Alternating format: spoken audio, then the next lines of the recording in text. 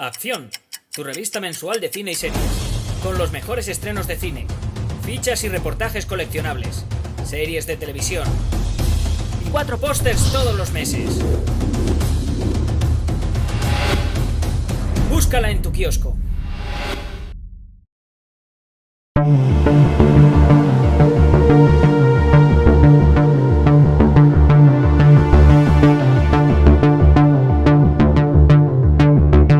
Muy buenas amigos y seguidores del canal de Acción Cine, pues un día más, un nuevo vídeo a la carta y en este caso nos lo han pedido desde muy lejos, porque nos lo ha pedido nuestro amigo Francisco desde Santiago de Chile.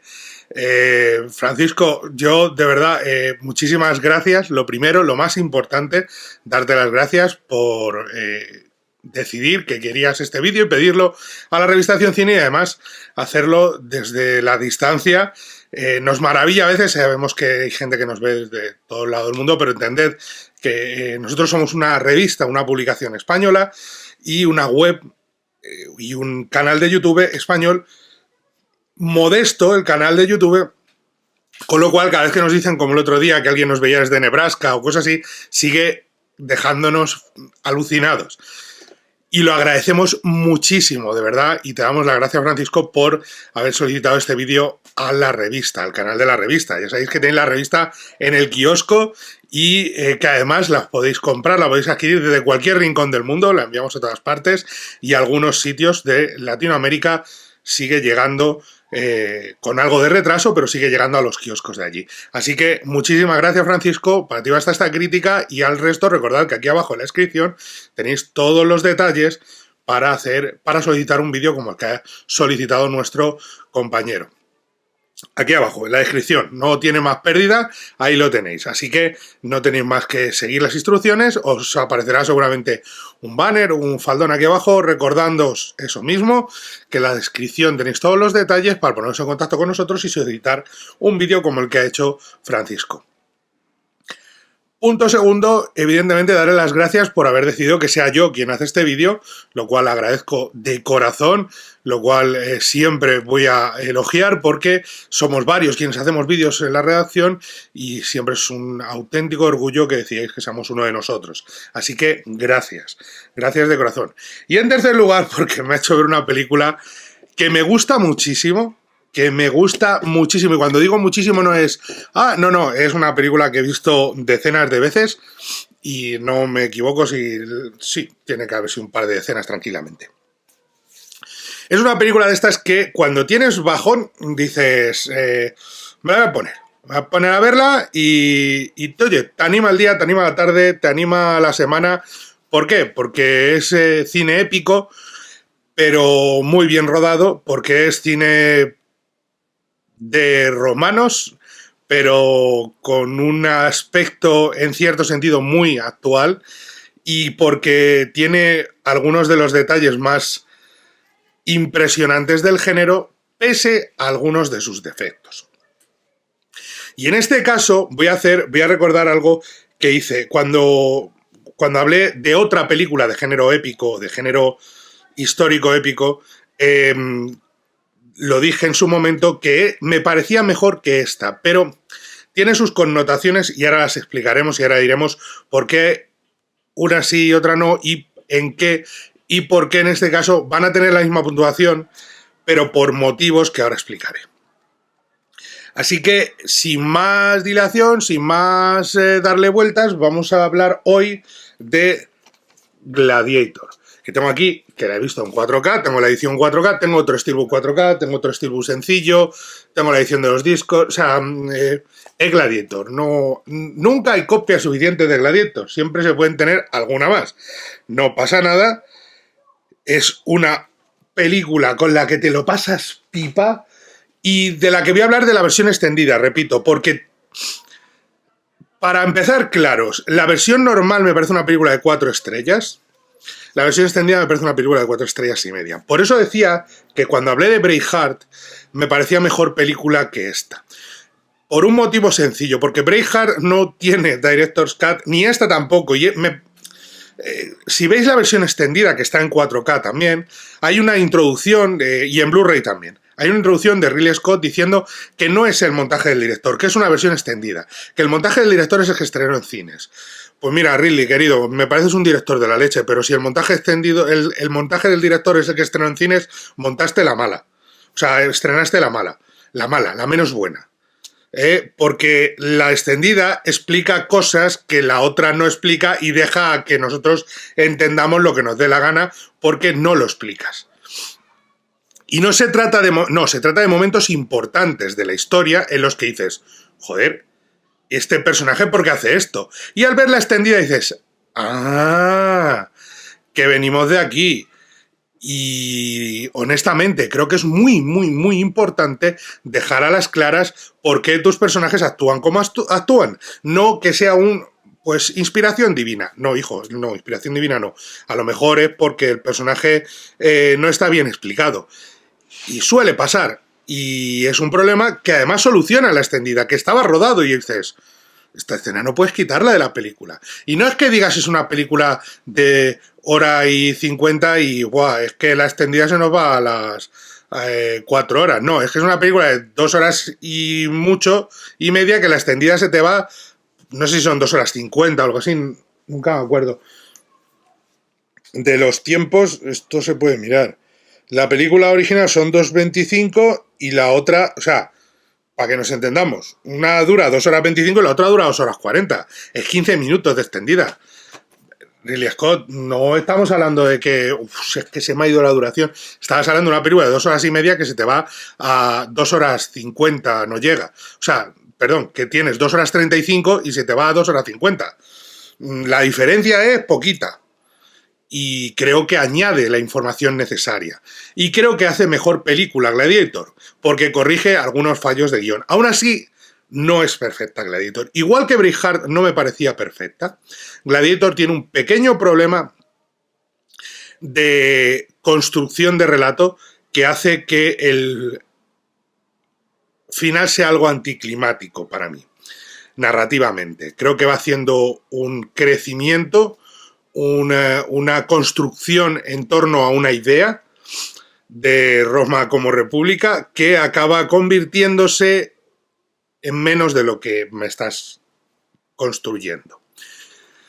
Dicho lo cual y avisado lo cual, este es un vídeo con spoilers. Como siempre decimos, son vídeos con spoilers. Si no han visto Gladiator, porque no les interesa el género, porque es una de esas películas que fue un taquillazo, que ha sido un exitazo de ventas en formato físico, que es un exitazo cada vez que la ponen en televisión o en streaming, porque es una película que gusta mucho.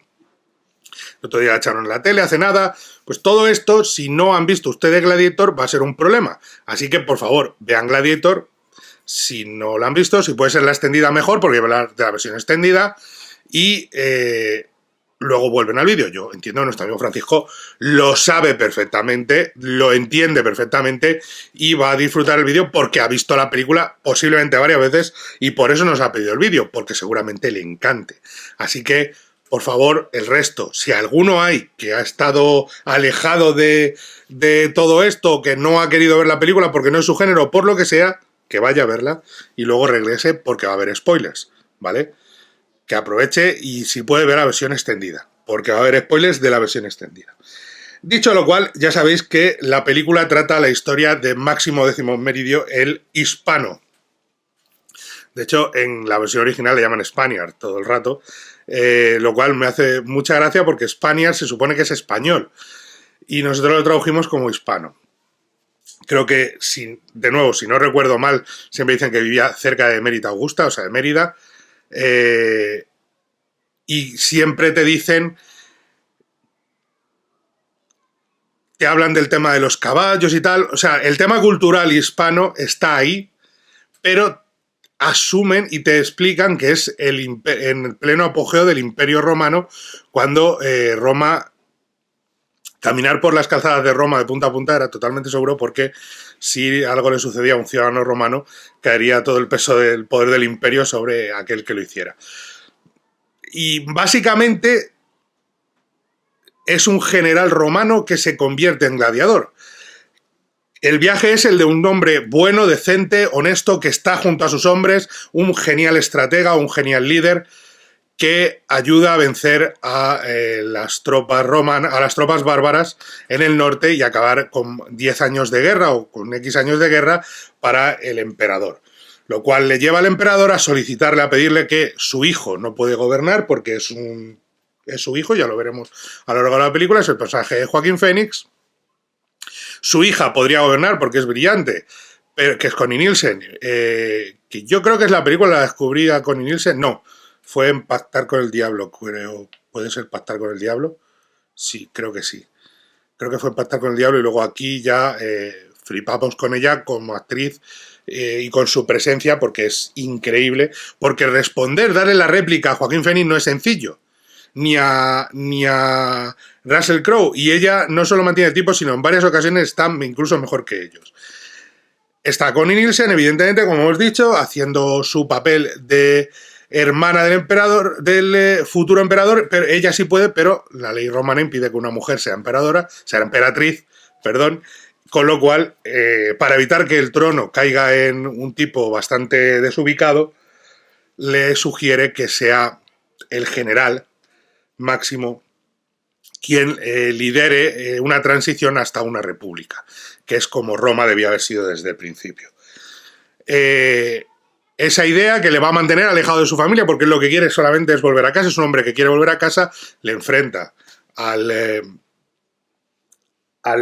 emperador, al hijo del emperador, que acaba matando a su padre y acaba declarándose emperador y persiguiendo a Máximo, que se niega a servir a su lado porque intuye, sabe que ha matado a su padre realmente, que no ha muerto de causas naturales y que lo ha matado y que realmente lo que ha hecho es quedarse con el poder cuando no le correspondía, por lo que él considera que no debe gobernar, pero tampoco quiere, simplemente quiere irse a casa. Acaba siendo condenado, escapa, pero herido, pero cuando llega a Hispania, su mujer y su hijo han sido asesinados, sus tierras quemadas, y él desfallece allí y acaba siendo convertido en esclavo y trasladado a tierras al sur, donde es usado como gladiador y donde él se niega porque en principio quiere morir, no le interesa lo que está sucediendo, pasan cosas hasta que empieza a aceptar su papel como gladiador porque entiende que puede llevarle a la libertad. Primero por odio lo que está haciendo, pero luego porque cree que le puede llevar a la libertad o a la venganza. Y a estar frente a frente contra el emperador y acabar con él porque mató a su familia. La trama nos lleva por X motivos a Roma, que es una de esas cosas que a mí en el guión no me convence. Tiene 3 guionistas y ahora hablaremos un poquito de ellos. Y en Roma, entre las luchas políticas de los senadores que quieren que haya república y el propio emperador, se encuentra Máximo, se convierte en un héroe para el pueblo, con lo cual impide que el emperador acabe con él si no es en la arena, y a preparar una revolución que al final es traicionada, y la revolución acaba falleciendo antes de poder levantarse, y el emperador enfrentándose cara a cara a Máximo en la arena, y pese a estar derrotado y vencido y desangrándose, Máximo acaba venciendo, acaba matando al emperador y acaba dándole a Roma la posibilidad de convertirse en una república, de alzarse como república. Y él, por fin, viaja al Elíseo con su familia, con su mujer y su hijo que le están esperando allí. Perdón. No quería eso. El guión, como os decía, tiene un par de detalles y el guión es que está escrito a 6 manos. David Franzoni, que es productor de la película, fue quien tuvo la idea y el primer guión. Pero había cosas cuando llegó Ridley Scott que no funcionaban, que no encajaban, con lo cual trajeron a John Logan, que era dramaturgo y guionista, y que le dio ese toque casi shakespeariano a la historia y a los diálogos, para darle una cierta grandilocuencia que creemos muchas veces asociada al cine épico romano. Por cierto, un punto aparte antes de seguir con el guión. La gente que desmonta esta película por sus errores históricos, en serio, ¿no sabéis que esto es una película? Esto es ficción. Quiero decir, no es un documental de historia. De hecho, en los documentales ellos mismos dicen, no, mira, cogimos cosas de distintos periodos porque nos interesaban, tanto estéticamente como arquitectónicamente, como de armas, como de ropas. Mira, la ballesta no se había inventado hasta tal año, pero nosotros la incorporamos en este personaje porque nos molaba la idea. Y de hecho hicimos una ballesta que disparaba 4 veces. ¿Por qué? Porque nos molaba la idea. ¿Por qué? Porque esto es una película. Este emperador no existió, o sí existió, pero la historia no es así, este personaje no fue tal. O sea, no es un documental de historia. No hay un... Vamos a basarnos en los hechos históricos erróneos de Gladiator para decir que es mala película. Y es como... ¿No habéis entendido el concepto de película?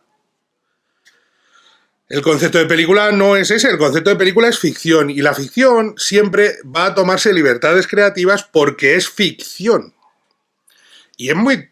O sea, y además es que pasa muchísimo con Gladiator. Es como si la gente tuviera una cierta inquina a esta película de... me debes 6.000 pesetas de whisky. Y es... Vamos a pedírselas. Todos los días. Y es como, en serio... que no es un documental, no es un libro de historia. No pretende serlo. Es una película de entretenimiento. Ni siquiera es una película que digas basada en hechos reales o como pueda ser la propia Braveheart.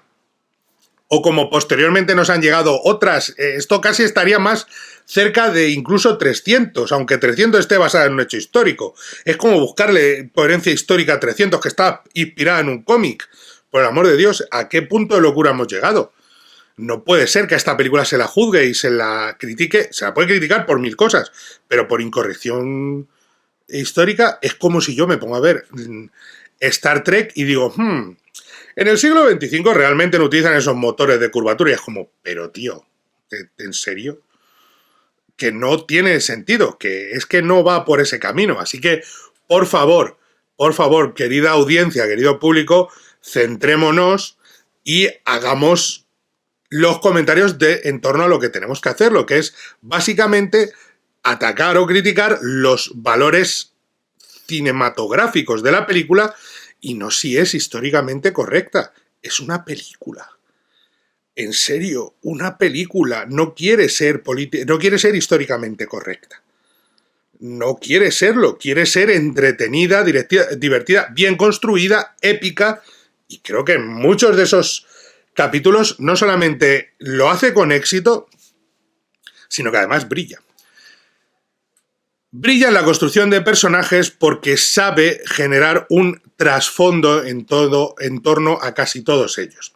Sabe generar en torno a Máximo todo el tema, no solo de la venganza, sino de la familia desde el principio, esa obsesión por volver con la familia. Como os decía, a través del guión ayuda mucho. Y nos habíamos quedado en John Logan, pero para que entendáis a lo que me refiero, John Logan aporta muchos de esos diálogos, pero no había una forma de dar un final coherente, cerrado, correcto a la película. Y es entonces cuando aparece el guionista William Nicholson, que aporta algo, en su última reescritura del guión, aporta algo. Francioni ya se aparta totalmente de la historia, él queda como productor, pero ve evolucionar el guión, hace sugerencias y demás, pero ya no como guionista, sino como productor, y desde lejos, desde la distancia, empiezan a ver cómo hay un tema, repito lo de los spoilers, ¿vale?, que está incorporado desde el inicio, desde las primeras versiones del guión, en la batalla, y que no han y que puede servir para explotar ese final. Porque el final no podía ser que si Máximo sobrevivía, era muy convencional. Y es verdad que si Máximo sobrevive es muy convencional, el héroe vencedor y tal, y tú quieres darle una muerte épica. Pero si muere, por mucho que consiga lo que ha conseguido, el público va a tener una sensación de derrota. Y entonces este guionista halló la respuesta en el Elíseo, en el viaje al cielo. Desde el principio, y está en las primeras, se plantea, y tiene que ver con el desarrollo del personaje de Máximo, si os despertáis cabalgando por verdes praderas, es que estáis muertos, no os preocupéis, no os asustéis, estáis muertos, estáis cabalgando. Pues eso se traslada al final ese arco con el personaje, y cuando el personaje, nuestro protagonista, muere en la arena, devolviendo a Roma el inicio, la semilla de una república, él en realidad está viajando al Elíseo, está viajando al cielo, donde su mujer y su hijo le esperan. Ese camino del guerrero, el descanso del guerrero tan necesitado y el inicio de algo en la vida, en la tierra, más interesante. De hecho, durante mucho tiempo, y hay un extra en el DVD, era en el disco 2 del DVD de Gladiator, había un easter egg que era Gladiator 2, y creo que se puede ver aquí normal, en el Blu-ray normal y demás, que es en el que hablaban del guión posible para Gladiator 2. Y una de las opciones, ahora que se está trabajando de verdad, o entre comillas, de verdad, porque no hay avances, en una secuela se hablaba de que una de las ideas es que Máximo acabase en el infierno y tuviera que recorrer los diversos círculos del infierno hasta llegar a su familia y rescatarla. Era un viaje por el Hades. No sé hasta qué punto eso hubiera podido funcionar, pero sí había idea de un guión de Gladiator 2 desde el éxito de la película. Según va creciendo ese personaje, va creciendo su odio, su venganza, pero también su esperanza. Su esperanza a través de esos amigos que hace inesperados, y demostrar lo que es un personaje desde el inicio. O sea, el guión hace muy bien en que Máximo es un líder, es un general, no importa que se haya convertido en un esclavo, va a acabar liderando. Y todos los que están con él en la arena le acaban siguiendo como un general porque entienden que es un líder y saben de la naturaleza del liderazgo. Lo cual hace que lleguemos a la primera escena de la arena, grande, importante en Roma, no las de África, que están muy bien algunas, pero que solo muestran la brutalidad, pero llegamos a la brutal pelea en la que ellos son los cartagineses y el ejército romano va a aplastarles, con lo cual van a morir en la arena. Y es un momento súper épico cuando dice, ¿quién ha servido en el ejército? Y dice alguno, yo, y otro dice, yo serví con usted en no sé dónde. Bien, un círculo cerrado. Y así comienza el inicio de ganar una batalla como líder. Aquellos que se alejan del líder acaban falleciendo o estando a punto de morir, pero cuando entienden que hay un tipo que les organiza y que les puede permitir vivir, todos se unen a una y acaban ganando esa batalla que parece imposible. Y nos muestra un cambio enorme entre lo que hemos visto anteriormente. Me explico. Visualmente la primera batalla, la del norte, es todo barro, todo suciedad, sangre mezclada con ese barro, es brutal, pero no se regodea del todo en esa brutalidad. Recordad cómo decapitan a un tipo con la espada contra el árbol, no lo vemos todo siempre, es brutal porque una guerra es brutal. Cuando llegamos a la primera arena en África, es brutal innecesariamente, porque la lucha de gladiadores era así. Eran brutales, innecesariamente brutales. Había sangre, había desmantelamientos, había de todo. Y la decisión de quién vivía y quién moría en la arena. Pero tiene un tono mucho más quemado por el sol, por el calor y demás, casi más amarillento. Cuando llegamos finalmente a Roma, la arena es más gris, más grande, evidentemente, se convierte en un... Y encontramos algo que es parte de la propia identidad de la película, visualmente, que es Roma es un sueño. Es algo que se ve en esos planos desde que el emperador ve la ciudad desde arriba, con ese sol digital y todo eso, y da una sensación casi de sueño, de irrealidad. ¿Por qué? Porque toda la película va en busca de perseguir el sueño de lo que es Roma. ¿Qué es Roma? Roma es un sueño susurrado entre palabras que si se dice muy fuerte desaparece, se desvanece. Y eso es lo que vemos, ese sueño. De hecho, esa imagen, esa fotografía tan maravillosa de la propia ciudad entre el amanecer y el atardecer, ese amanecer de Roma, de la República, atardecer o final del Imperio, es algo que visualmente tiene su impacto posterior. Para mí tiene su impacto posterior tanto en 300 como en cosas como Espartaco, la serie de televisión, Spartacus.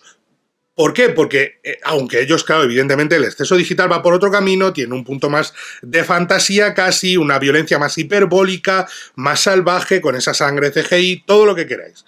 Pero la visión de esas ciudades, de esos territorios, con ese sol tan particular, es en realidad la visión del sueño. Y eso lo reflejan.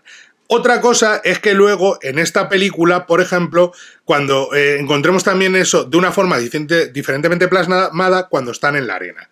Cuando están en el Coliseo, el sueño se traslada a lo que hay alrededor de ellos. Ellos están mirando, alucinando con lo que están viendo, porque están diciendo, ¿pero dónde nos hemos metido?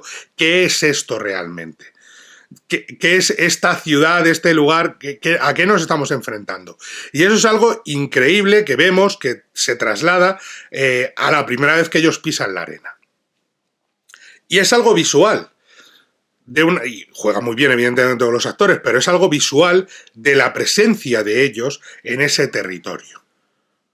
Y están mirando y te das tú cuenta de que para ellos la grandiosidad del este es como estar en un sueño.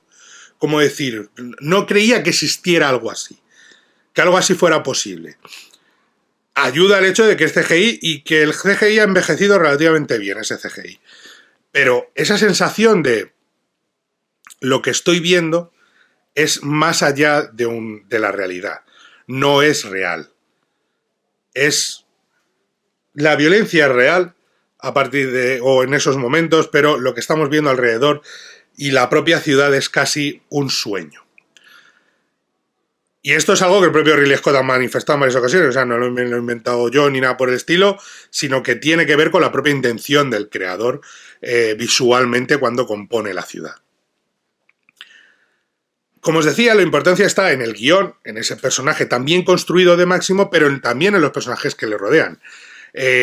Tenemos gente que, por ejemplo, en el caso de Cómodo y Lucila, la relación entre los hermanos,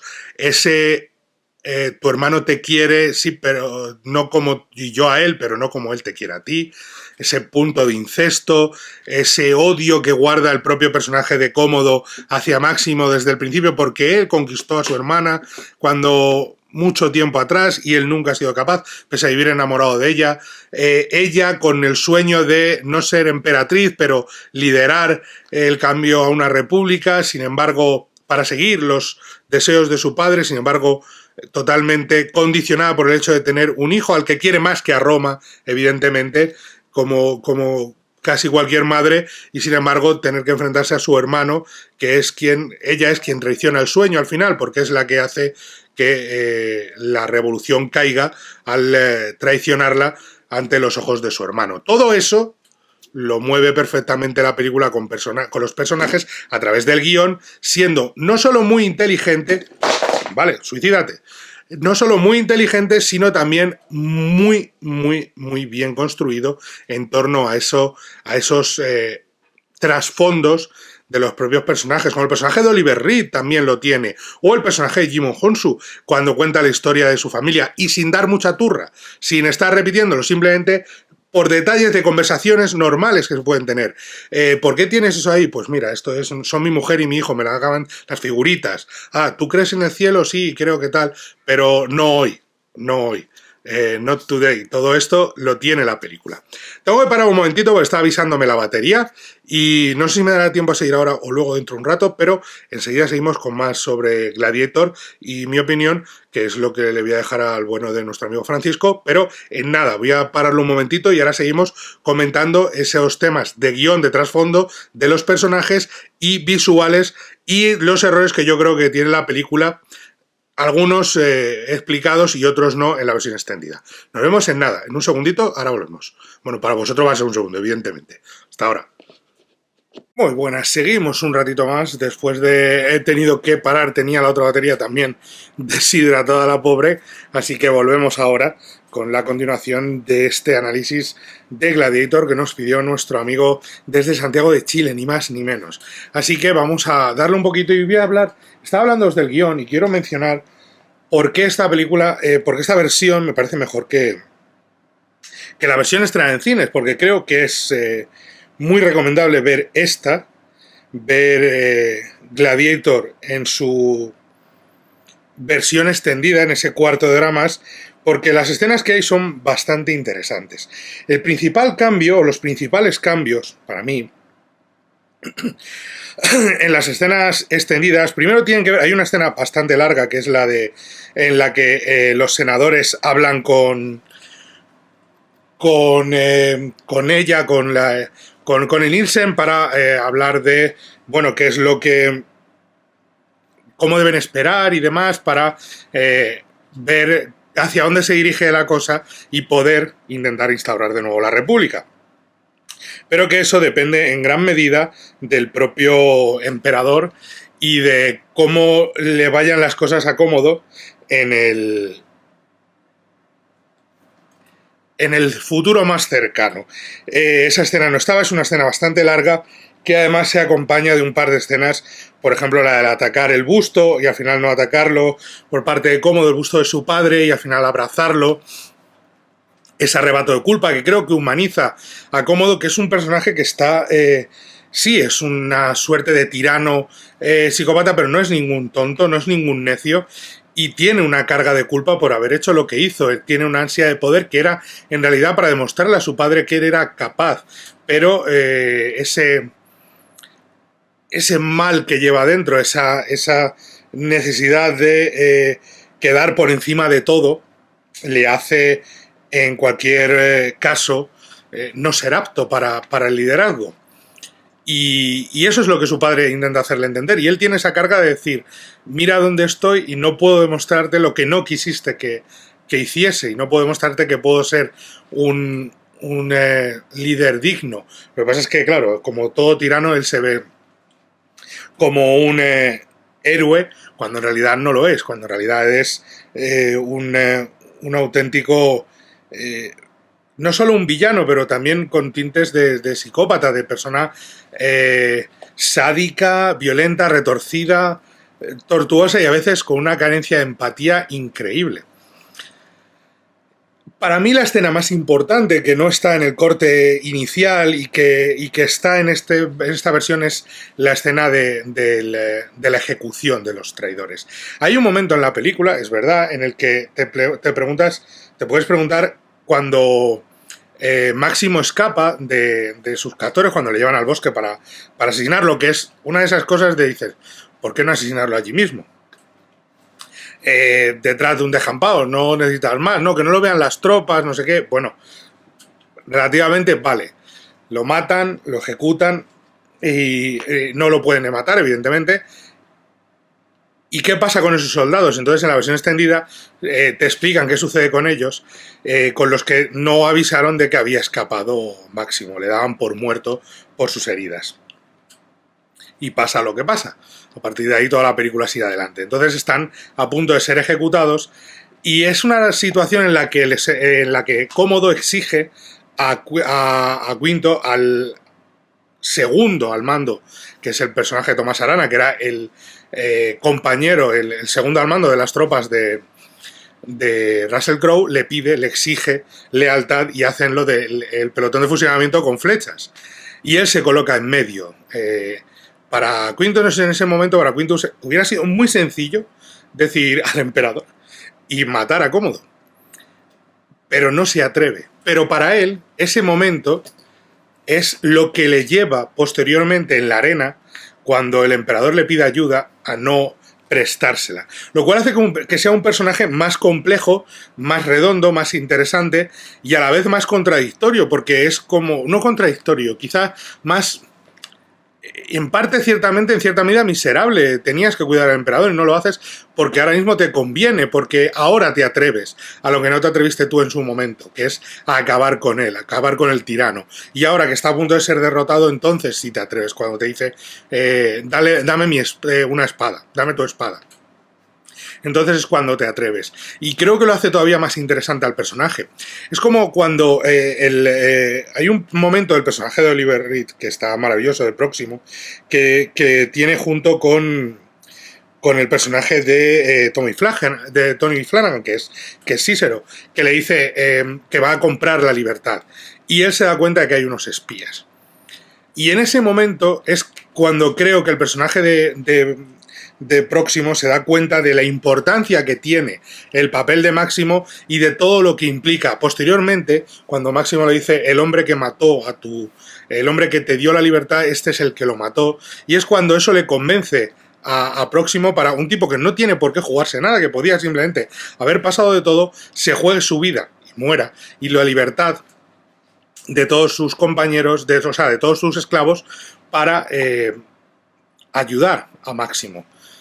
Y eso le provoca la muerte a él y a muchos otros. Pero aún así, él, con aquella mítica sombras y ceniza, sombras y polvo. Solo somos sombras y polvo. Shadows and Dust.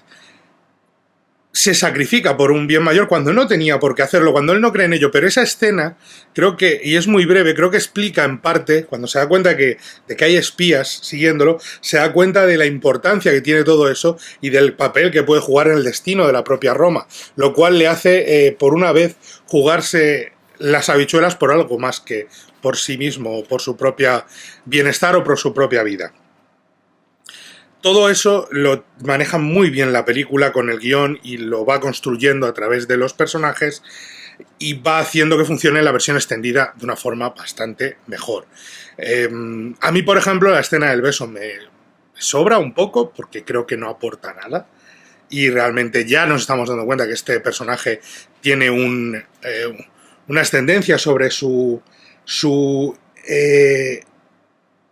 sobre el personaje de ella, el personaje de Connie Nielsen, sobre el personaje de Lucila, sobre la hija del emperador, y tiene una presencia que ella sigue en cierta medida enamorada de él, pero me sobra el beso porque me parece que es de otra película.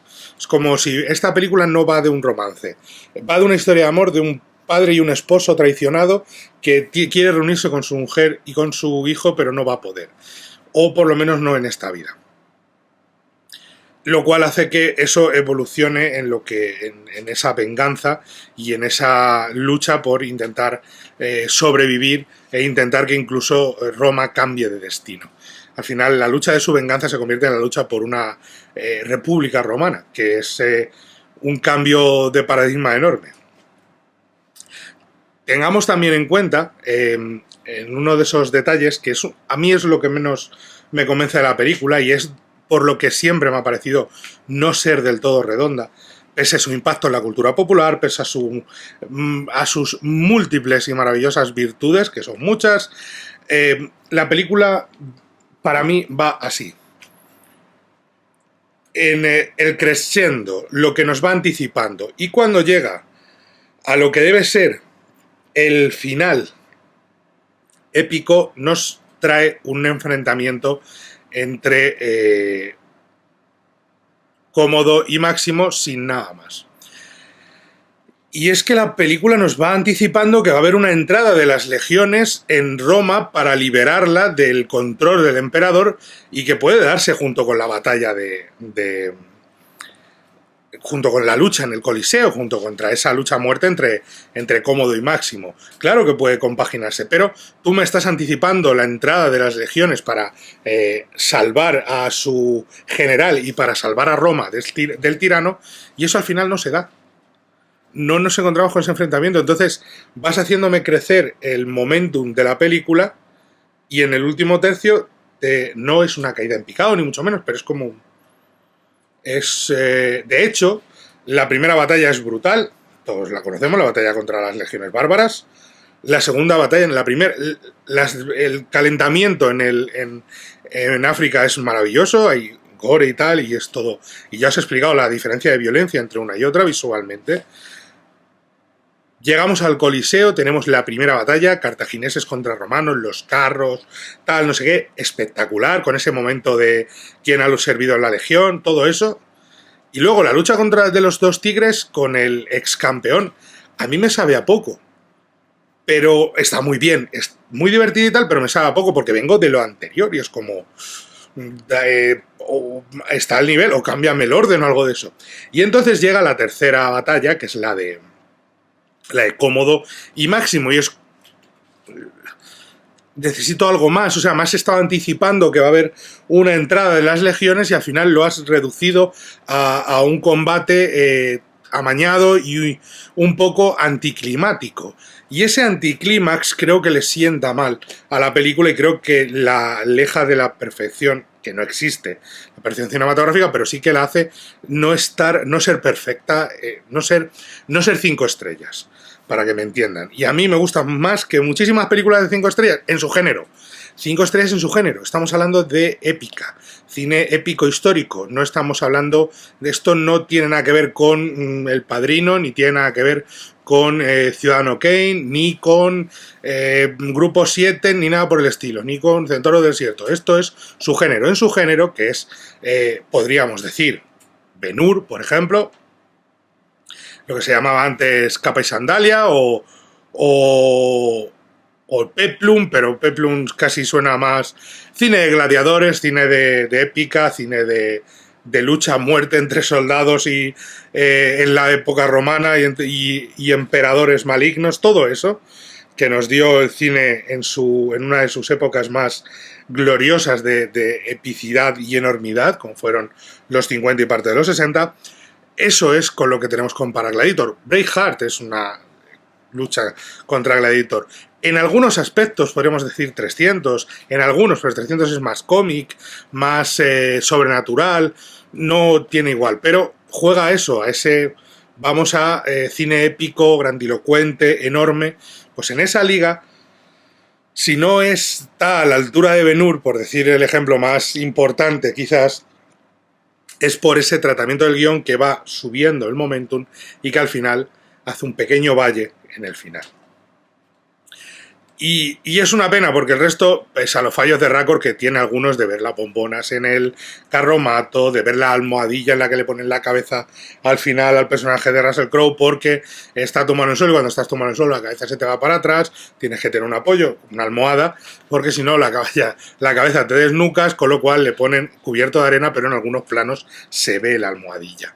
Pese a todo eso, la película se mueve con un ritmo maravilloso, con un aplomo sensacional. Hay una escena que está en la versión extendida, pero no en la versión final, que luego posteriormente, que luego posteriormente retomaría en Black Hawk Derribado, que es la de el general visitando la tienda de los enfermos, de los heridos y recogiendo la sangre y demás del suelo. Es una escena que se ve posteriormente en Black Hawk Derribado, que está ahí en esa película, lo cual me parece también sensacional, que haga ese eco de sí mismo, porque creo que tiene esa importancia de ese hombre que sabe, que comparte con sus soldados la sangre y que les ve sufrir en la tienda, en el hospital de campaña. Y creo que eso es muy, muy llamativo, ese uso duplicado de una escena muy similar. Son escenas muy parecidas, una es un eco de la otra. Y yo creo que la dejó fuera en Gladiator y luego posteriormente la incluyó en Black Hawk Derribado porque le funcionaba tan bien. Y maneja todo perfectamente. Fijaos la fotografía, esos toques dorados que tiene, ese aspecto de sueño que os he mencionado antes, cómo engloba las batallas. Para ser un director que venía del mundo de la publicidad y demás, es un tipo que sabe perfectamente con el montaje manejar los elementos para crear una historia que funcione a todos los niveles y que sea no solamente muy entretenida, sino también visualmente muy potente y que se entienda todas las batallas. No hay ningún momento de ninguna batalla que digas no me he enterado de nada. Usa la cámara lenta cuando debe, como debe, pero fijaos en esos momentos de ensoñación, él pasando la mano por la cebada, los momentos, los detalles, como coger la arena con las manos en todo lugar, cada vez que va a hacer una batalla, coger tierra y lavarse las manos con la tierra, que va a ser el recipiente de su sangre posteriormente.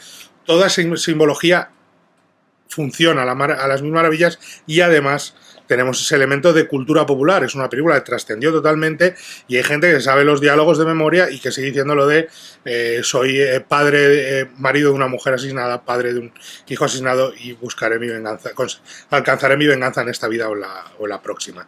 Todo eso forma parte de la cultura popular y eso hace que la película sea todavía más grande y que funcione todavía mejor. Así que, sin duda alguna, ya te lo digo, yo para mí es una de esas películas que me encanta, que veo cada vez que tengo ocasión y tiempo, porque son casi 3 horas, que disfruto muchísimo, que no te quedas con la sensación de he perdido, no, que me parece muy, muy, muy buena, que si está, de hecho, lo que dije, está por debajo de Braveheart por una línea, por un pelo, y en la versión extendida está casi ahí. O sea, para mí las dos son de 4 estrellas y media, así que creo que es la puntuación más justa para darle y poco más que añadir, amigo Francisco. Muchísimas gracias por haber solicitado esta videocrítica, muchísimas gracias por haber confiado en el equipo de Acción Cine. Como siempre os decimos, le dais al like, os suscribís y tenéis al lado de suscribiros, del botón de suscribirse, tenéis el botón de unirse al canal. Para aquellos que queráis ser miembros del canal, solo tenéis que darle ahí y formaréis parte de esta membresía que estamos organizando y en la que tendréis contenido premium, contenido extra que hay allí dedicado exclusivamente para esa sección, 4 niveles distintos con distintos tiers, ahí lo tenéis, lo vais a ver todo, le dais al like, os suscribís y si queréis apoyar un poquito más al canal, siempre para contenido extra, nunca quitar de aquí para poner allí, las videocríticas a la carta seguirán siendo aquí, los directos, todos los que podamos seguirán siendo aquí, todo, las videocríticas de los estrenos, a Cena Sanchi, todo lo que podamos seguir haciendo aquí.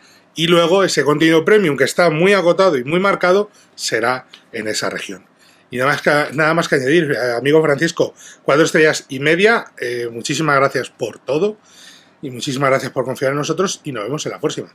Adiós. Acción, tu revista mensual de cine y series, con los mejores estrenos de cine, fichas y reportajes coleccionables, series de televisión y 4 pósters todos los meses. Búscala en tu kiosco.